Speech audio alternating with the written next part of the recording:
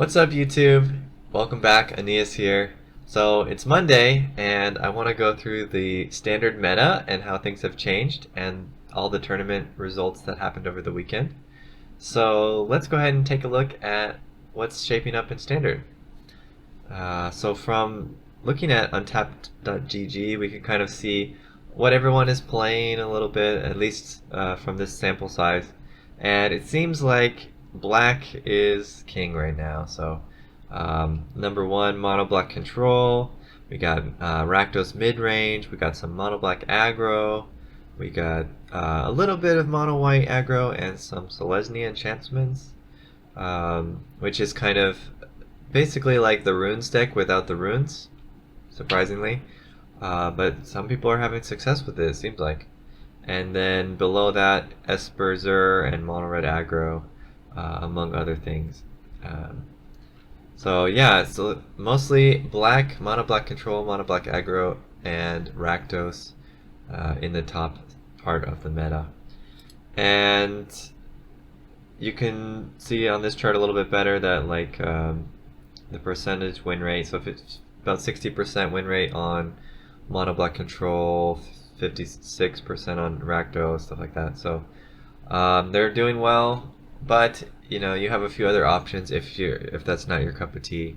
Selesnya enchantments and the Xur deck are both doing pretty well, around 55% win rate, so not too bad either. Alright, and let's take a look at kind of the tournaments and things that happened over the weekend.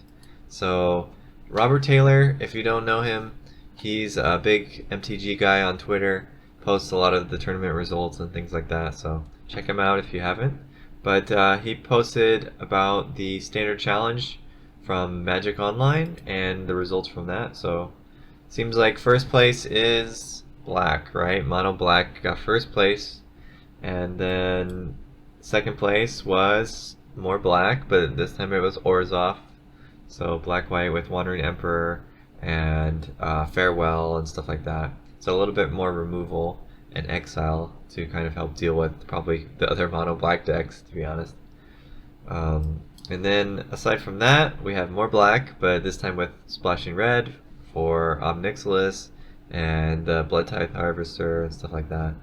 And then in fourth place, again another black deck. This time it's a red-black Anvil deck. So yeah, surprisingly a lot of different variations of the black aggro deck. And even the two Rakdos decks were not the same kind of Rakdos deck, so meta's still shaping, still a lot going on, hasn't been decided yet, but it seems like people are leaning towards the black mana color in their decks. Alright, and then if we look at the Crokeyz Tournament that happened on the weekend, the top winners were playing Jund, and third place was Mono White, so still doing pretty well. If you can get more aggressive than the black players, then you're good. Jeskai Control is number 4. That one's a really interesting list from Elliot Dragon, and kind of the way this works is based around Teferi, Who Slumps the Sunset, and the Timeless Lotus. So it's kind of like a combo to boost your mana up to 10 mana right away. And what do you do with that mana? Well, what he was doing was casting this Temporal Firestorm, which is a new card that for 5 mana does 5 damage to creatures and planeswalkers, and you have the ability to kick it to phase out your own permanents. So with 10 mana you can phase out your planeswalkers and then wipe the board. So that's kind of his plan with that. It's a very slow deck. And honestly, the reason why he probably got 4th instead of the top was because he had a few games where he nearly timed out.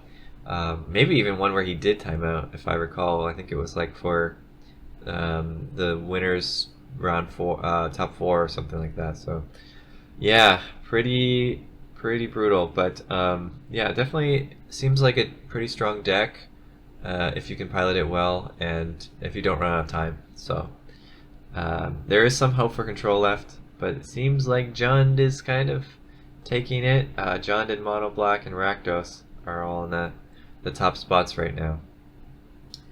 Yeah, if you want to check out these decks, you can go over to MTG Melee and you can see the results from the Crokeyz Tournament. But basically, these are variations of that Rakdos list with some green cards splashed in. Like this one has Titans of Industry as like the top end, and you have a few things to kind of give you some treasure to kind of ramp you up to that if you need to.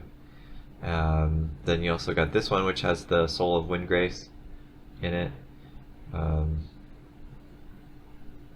Somewhere, yeah, Soul of Windgrace and Titan of Industry. So, yeah, they're going for all the really big green cards that are strong, and Soul of Windgrace actually ramps you as well a lot of times since you're discarding your land and then immediately getting it back. So yeah, it's interesting to see. John seems pretty strong. Got the top 2 spots, so yeah, definitely interesting.